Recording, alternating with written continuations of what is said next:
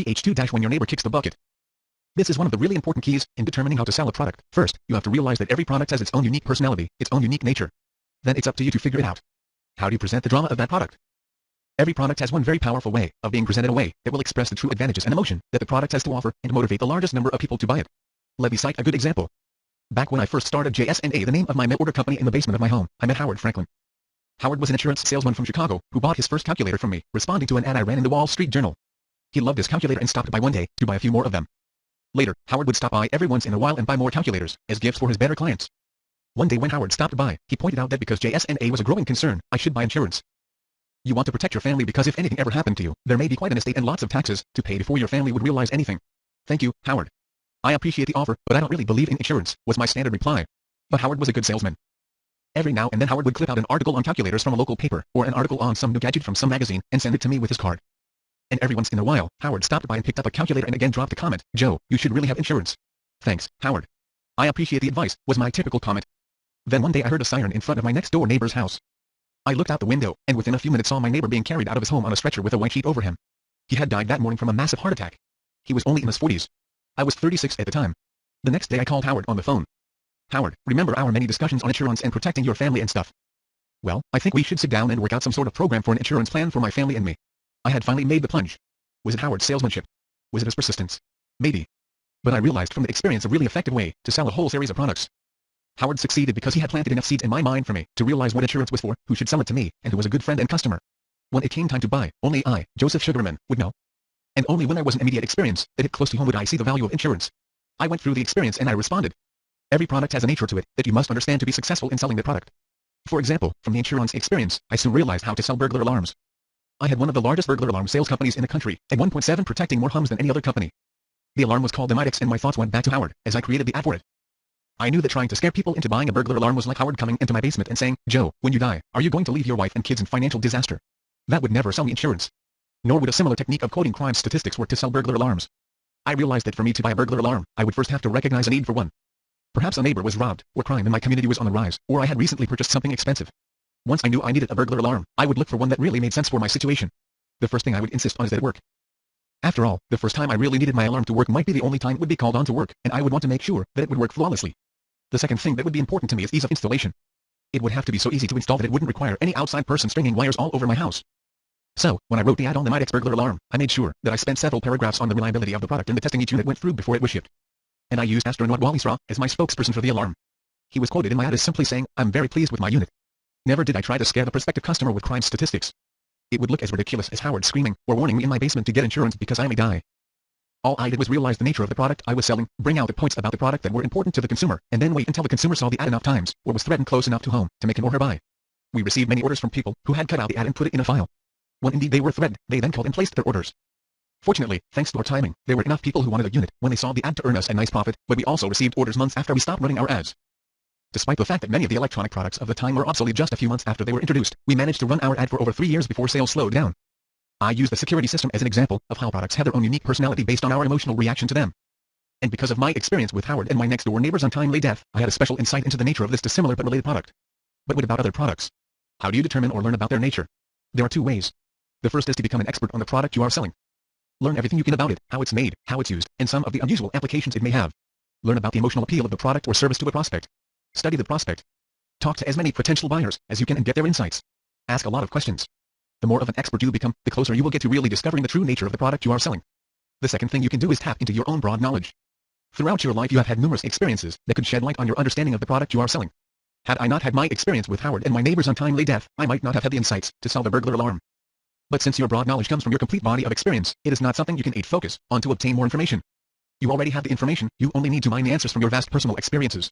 Think about other product examples. What is the nature of a toy? Just from your own personal experience, you know it's designed for fun. So you bring out the fun aspects of the product. Maybe when you study it, you'll find something else that might appeal to your prospect. What is the nature of a blood pressure unit? It's a serious medical device that you use to check your blood pressure. Note the word serious. What is the nature of a burglar alarm? It's a serious product that should be easy to install, that works when it is supposed to, and that provides protection to concerned homeowners.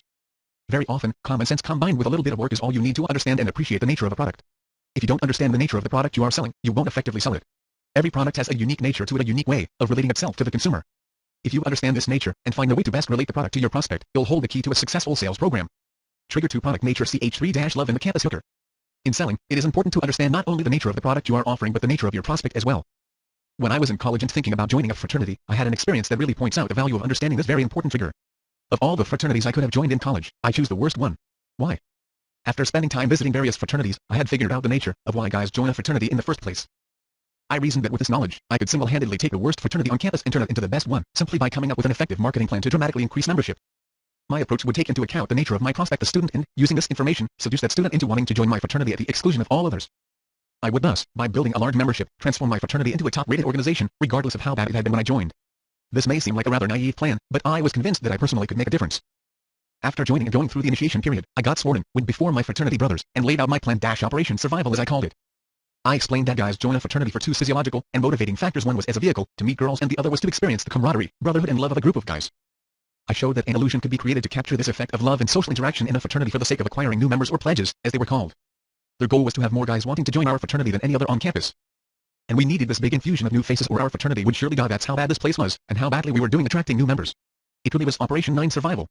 My plan was simple and consisted of two parts. The first part was to invite the most beautiful and sexy girls to act as hostesses for our get-acquainted events. I didn't want the active brothers' girlfriends to act as hostesses, as was usually the case. No, these gals had to be world-class girls the guys would talk about for days after our event. The second was the way each brother had to introduce a fellow brother to a prospective member. I insisted that the brother should say to a prospect something very loving and warm about his fellow fraternity brother. For example, put your arms around your brother and tell the prospect what a wonderful person your brother is and how much you genuinely admire and love this guy. The plan was not as easy to execute as it might seem. First, no world-class gallons on campus wanted any part of my fraternity. Second, the guys hated each other. Expressing love about a fellow brother whom you hated seemed a rather difficult gesture, if not impossible. But I did a few things that made it work. We hired 4 of the most beautiful strippers from the local strip clubs.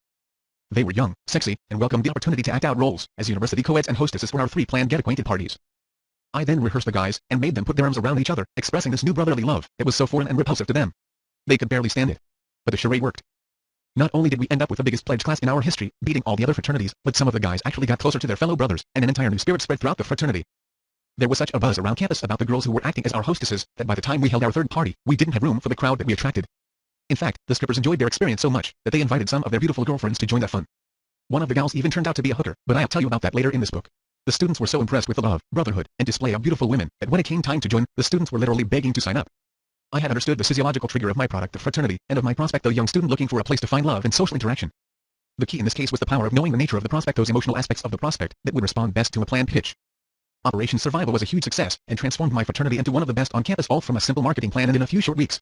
Let me cite a few more examples to illustrate this very important principle. How can you use this trigger to your advantage in a face-to-face selling opportunity? Get to know the nature of your prospect relative to the nature of your product. Become an expert on your prospect. Be a good listener, talk to your prospects and those who know and have dealt with them. You'll soon discover the very nature of your prospect and the emotional reasons he or she will buy. If I were selling a home, I would get to know the motivations of my prospects and what they're looking for in a home. I would find out their history. I would ask them about their other home buying experiences and what their hobbies are. I would gather as much information about them as possible, and then I would develop a sense of what emotional and logical needs they might have. Understanding their needs and the nature of the prospect in general would give me enough information to craft a very effective sales presentation that, ideally, would match the nature of my product with the nature of my prospect. 10. The prospect has basic emotional needs that your product will solve, regardless of how sophisticated or simple your product offering is. Examine those emotional needs. For the moment, forget the logical needs. It is from the perspective of emotion that you will reach the core essence of your prospect's motivation. And it is from this essence that you will get all the clues you need to uncover the way to the prospect's heart and soul and eventually to his or her pocketbook. Trigger 3. Prospect nature. CH4-raising dirty laundry up a flagpole. Picture this. You're talking to a prospect, trying to sell him or her a product, when deep inside you know that the product has a flaw in it. Let's say it is the worst looking product you could possibly offer. Furthermore, it has a stupid name. Even worse, you normally sell the most advanced looking products, ones that win awards for their beauty, design and technology, and this one is plain ugly. That's exactly the challenge I faced when I offered a thermostat made by a small company in the Detroit area. The magic stat name was not very memorable, the plastic case looked cheap and the entire unit looked like it was a throwback to Thomas Edison. Instead of bearing the disadvantages of the product, I presented them first, and I presented them as disadvantages. I wrote about how I was turned off at first by the ugliness of the product and the stupid name. In short, I presented the dirty laundry right up front, and then dismissed it later in the copy by virtue of the really great features that the product also had. Whenever I sold a product that contained some obvious blemish or fault, I brought the blemish or fault up first in my copy. In short, I shared my dirty laundry openly and honestly right up front. This is one of the keys in selling. In the past, when I showed a piece of real estate and I knew that there might be an objection in the mind of my customer, I would bring it up first. It was amazing how bringing it up first was not only disarming but also reduced the importance or negative impact of the problem feature. I had a beautiful home in Northbrook, Illinois, where I lived for many years. When I put the home on the market, the real estate agent warned me that I would not realize the full value of my home because of its location. The backyard faced a busy street. It was the only problem with the house as far as the real estate agent was concerned. Instead of trying to underplay the only negative feature, I prepared a written description of the entire house and addressed the busy street issue right up front. I stated, the only negative feature of this house may appear to be the busy street facing the backyard. I then explained how numerous trees were planted between the street and the house, and that the trees blocked any noise from the street. I pointed out that more costly homes were being built in our community right on top of busy streets, and that they were selling for considerably more than my home. I even pointed out the safety factors of having a house back up to a major road for fire access and security purposes. The house sold within 10 days, for the 11th price I wanted, and the real estate sales lady personally saw how effective bringing out a negative right up front was in the sale of the home. By presenting the negatives up front, I reduced and often eliminated a major objection to a sale. Why does this work? First, realize that you can't fool your prospect. If indeed something isn't right with what you are selling, the prospect will either know, sense, or feel it. You might think you can pull the wool over the eyes of your prospect, but in reality your prospect is a lot sharper than you think. So if you feel that there is something negative in what you are selling that the prospect might notice or respond to, bring up the negative feature first. Don't wait until later in the sales presentation, bring it up right away. By presenting a negative feature up front, you melt that initial resistance and come across as honest rather than deceptive. The trust and respect you get from prospects will lower their defense mechanisms, and so they'll be prepared to receive the real advantages of your product or service. Resolving an objection is the next step. Once you've raised the objection and brought the disadvantage to the customer, the next step is to resolve it. But as important as it is to resolve the problem, it is even more important to bring it up in the first place, and bring it up early in the sales presentation. Trigger for objection raising.